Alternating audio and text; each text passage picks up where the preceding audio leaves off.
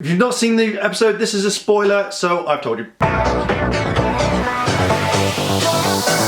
Vrak is back, part 2, and if you've not seen this episode, this is a spoiler, and this is a review of the entire episode. Kind of starts off, as I said in the last one, there's like, meanwhile, back at the Legacy of Doom, or the League of Doom.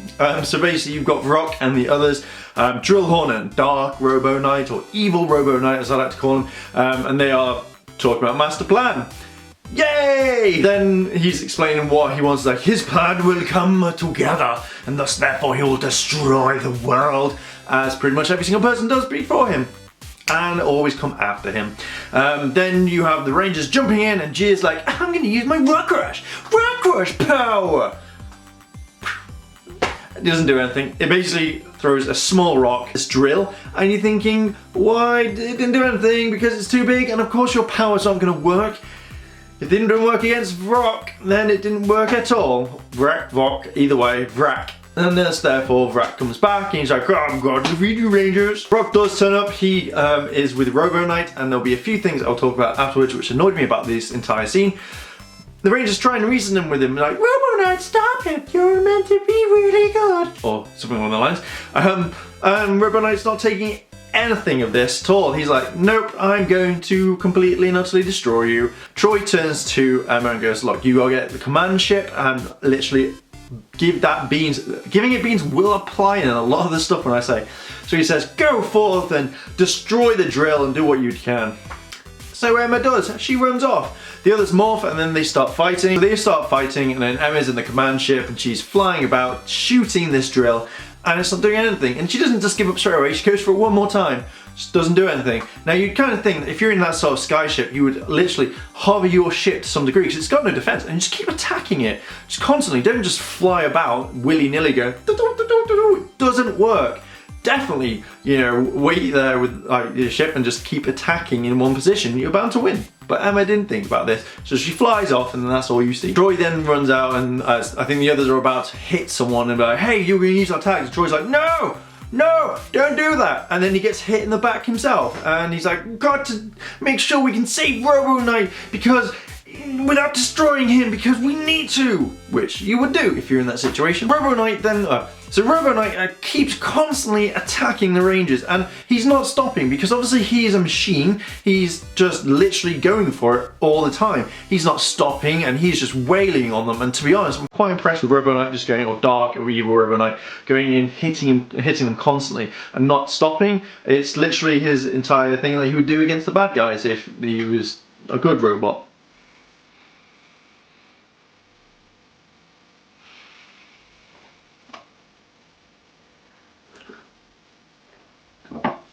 So, before he runs towards Robo Knight, goes into Ultra mode and he's going to attack. Then Robo Knight basically do the whole thing where they walk side by side and then run off. The other Rangers are about to join them, but they don't. No, Vrak turns around and says, no, I'm going to send Drillhorn towards you and you have got to fight him because we all know what happened with the last one. If not, check the review. Basically, he then turns around and he wants the monster destroyed because obviously they turn into drills, and you kind of think the Rangers would learn this and kind of not really destroy him or kind of like subdue him so he can't attack. But they all go for it, they all start attacking Ultra mode, hitting them with swords and blasts and all that lovely goodness. At this point Emma has actually joined them, saying that she couldn't do anything in the command ship and literally there was nothing else left to do. So she constantly just bombarded the attacks, so she came back and joined the Rangers and then they're all fighting Drillhorn. Now, I quite liked the Robo Knight versus Troy fight quite a bit. It was very kind of fast action paced. Robo Knight and now Troy are fighting in a warehouse because why not, it's always in it. And you know it's a lot of Sentai footage.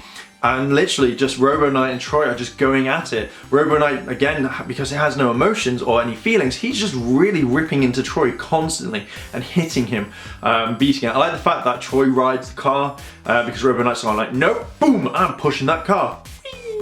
And then literally Troy jumps up and it keeps switching back. I would have preferred to have seen kind of more of the fight and not kind of like cut it into parts. So you see the Rangers fighting normally, then you see Robo Knight and Troy going at it constantly. And it's more constant, it's cutting between the features. You know, they are fighting in a warehouse, and they're fighting on the beach, etc, etc. And then again the monster grows up, Drillhorn grows giantly, and he's like, I'm going to defeat you, Rangers. And just therefore the Rangers call the Zord, and I think it's the Gozai Ultimate Zord, and they keep attacking constantly. And then again it switches back to Drillhorn attacking the Rangers, the same thing as he has done originally, well his friend did, and kind of attacked him that way, and was just like bam, bam, bam, there we go, all done.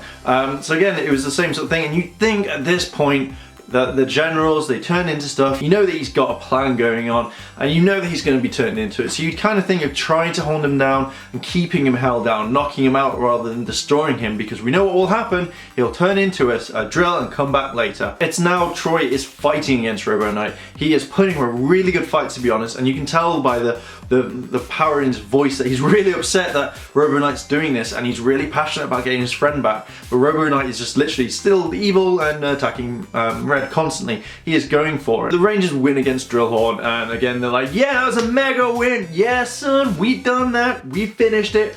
Boom. Booyah. And then literally you know they're going to go and try and help Troy. As I said, literally you have Troy fighting against Robo Knight, and again it's interesting to see, because a lot of people have said that within this you've never seen Troy give a lot of emotion through the entire series, and he has now. He is literally, you can tell he is almost crying within the voice and going like, rah, I'm going to do this, rah. And you know he's going to cry. It seems like he's going to cry, but he's got that I'm going to do it, you know, and he does. At this point, it's like Robo Knight is attacking Troy with no mercy. He is really laying into him. The Rangers arrive and they're like, oh, help, and Troy's like, no, stay back, this is my fight, I'm doing this. Again, literally, Robo Knight just throws him and punches him, and he goes flying towards the others. Now this is the bit that I kind of found was a bit weird. When literally he's being attacked and Robo Knight's just kind of waiting there, Troy goes Super Saiyan. Not joking, he literally does go Super Saiyan, not with the flowy blonde hair, but literally he's so like angry, he's passionate, and then he punches Robo Knight straight in the chest, and Robo Knight goes flying and then shuts down and then restarts, and he's good again. Robo Knight tells Troy that literally his voice pierced through the darkness and actually got to him. I think it's just because of that punch, he hit the reset button. He was like, Robo Knight, no! Punch! Oh, your Robo Knight is resetting. Would you like to continue? That's how I saw it. Robo Knight then tells the others like, hey, you know, you've saved me, but you know, his entire body's now messed up and he's not going to be able to do anything. He then relates and says, look, you know, this is the end for me, I'm sorry, but we can't do this. And then the Rangers run outside, you know, after saying, like, we're going to take you to Gozai, Gozai's going to help you, yeah. Yeah, so they help him, and then they see the drill, and then Robo Knight cheeses it. He's like, well, I know what I'm going to have to do, and he runs off. It's switching back to the League of Doom layer, and Vrak is like saying, yes, I'm going to drain Orion of his power, and then that's it, you know, he becomes almighty powerful. And Robo Knight's there, he just turns up with his gun and says, I'm going to shoot you, I'm going to destroy you, Vrak, and make sure that you actually don't come back. At this point, you'd kind of think that Vrak would try and be like, look, we are going to try and I want you back. You're useless. You're helpless whatsoever. You think this would happen because he spent such a long time trying to kidnap him in the past and put him together, but no. In the end, he just literally wallops him and goes boom, and then destroys the whole vicinity. He's like, I don't care. My plan is so far now. I'm just going to destroy everything, and this base is going to die. Which the Rangers should have found a long time ago before disappearing and stuff like that before this season. So literally, Robo Knight picks up Orion. He's like, I'm going to help save you, and then the place blows up. Vrak has destroyed his home. It was a cool home. Can you imagine having some like dome under the city, under the water? It'd be awesome. I would want to live there because it'd just be awesome. It's like living in the Lightspeed rescue base. Something really, really cool. As this is happening, the Rangers now return back to the command center. The command center's there, and they notice the Gozai key, or no, they notice the Robo Knight key kind of like shining, and I'm quite surprised how that key didn't get kind of folded over and turned to stone, because then they'd be like, well, there's Robo Knight key, we can still use that, and that'll be cool. I didn't know it was like a life preserver or something, but it's flashing. The Ranger's like, he's still out there, he's gonna do it. And he's going to save the world. So it now shoots back to Vrak, and he is putting these gems into this drill. He is going like boom, boom, boom, here we go. they're now powered up, they're going to start drilling, and so on and so on. And again, you know, the Rangers actually just turn up and they keep fighting him. They use the same footage again, but we're going to talk about that in a bit. Vrak tells them that there is a solar eclipse, and that fact it will give him more power. The Rangers again haven't learned, and they're constantly using these attacks, like their victory cannon, and they keep using it. It's the same footage again, and it's just like, really, you're supposed to learn. I think even a child, after getting it wrong once or twice, would be like, yeah, not going to use that again. Vrak then turns around and says, the eclipse is giving me power, and then he grows angel wings, and it's like, wow, that's kind of cool. You're a really cool bad guy, Vrak.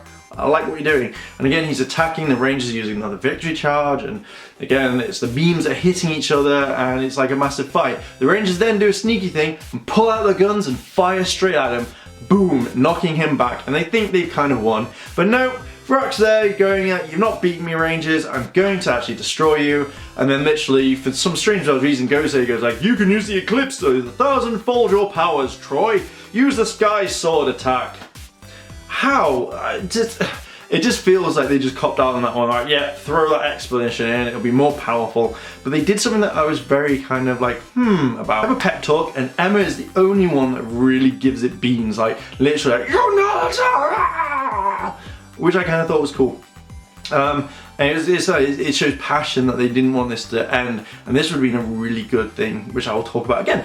So literally, as the Skyward Sword attacks, Skyward Sword sky attack happens, Troy actually cuts straight through him. You don't see anything inside, just literally a beam straight from his head, so literally he's cut him in half, but again, he's not fallen apart. And this is the end, that's it. Then the drills disappear because Vrak is dead, and that's it. That's literally all that happens. The Rangers then turn up on a beach, and they're like, yes, finally. And then they see Orion in the water, and that's it.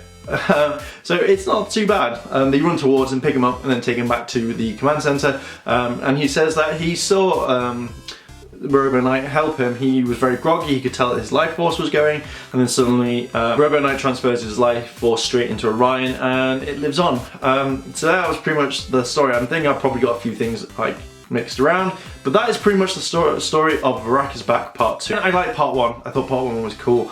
Part 2, again, this seemed to be a Megaforce finale. It didn't seem to be a Part 2er. So it just feels a little bit more about it all. There was a few things in this that I saw. Obviously with Robo Knight Key, it now means that, are those actually Ranger powers, or are they kind of clones of them, so they're able to use the same power as the Rangers? Does this mean a lot? I'm guessing the keys will turn to normal in the next episode. They return, but it would be nice to actually see them all turn back normally, rather than just be like, boom, you know, these are the keys. Robo Knight was cool. I like the fact that he's transferred his energy, because it means he's kind of human in a way. Because remember, machines don't have souls or anything like that, or life force. Another thing was just using the same footage over and over again. You saw this at the very beginning at the quarry, where Robo Knight is there. He is walking and he is just doing the same thing, and it felt like they couldn't take more, or there was something that they couldn't include into this from Ghost Age or whatever part of it is. And you can tell, because literally when they have this, it's always the hunched, or Red Ranger's hunched, so that's when you know it's Sentai footage. This whole thing, again, I do feel like this could have been a end of Part 2, the end of Megaforce, and then led into something amazing. But I don't know, it feels different. It doesn't feel the same. It feels silly in a way. I don't know. With reviewing it, it's not a bad episode, it's not a good episode. Again, it's I do like Vrak because he did think more outside the box, and he's possibly the second one out of, like, say, Vrak's whatever, Rita and Zed's son, to actually think, rather than just attacking the Rangers, actually disable the powers. But we know that the Megaforce powers are literally as strong as anything, but when having the Super Megaforce powers, it's no real point, because I don't know, it's very hard to kind of think about it, because you just kind of think it means nothing. This is a very weird episode. Again, I still think that this would have been perfect for the end of Megaforce, perfectly to be like, yes, you've destroyed him finally, excellent. But this one, it just felt like I don't know if they just thought this would be Part 2, and it just kind of takes away from, like, they could have had 2 episodes dedicated to Super Megaforce, which would continue the story on. I don't know. I'm still kind of about this. Again, possibly because I've seen the Legend War and I'm like, about it. Again, I like the fact that Troy had more passion in his voice. He was like, yeah, I'm going to do this. And he wasn't just a, oh, I'm the leader, I'm going to stop everything. He actually cared a lot about Robo Knight. And you could tell the fact that he's now gone. And as I said before in the previous one, everyone thinks that Troy's constantly going on about Robo Knight. 2 episodes, and this was like kind of end one. He knows now that Robo Knight is inside Orion and his life force is there, so he won't go on about it. And you know, it now brings to the point of why was Robo Knight in the Legendary War at the very beginning, where you had this clip of him with all of them with Robo Knight.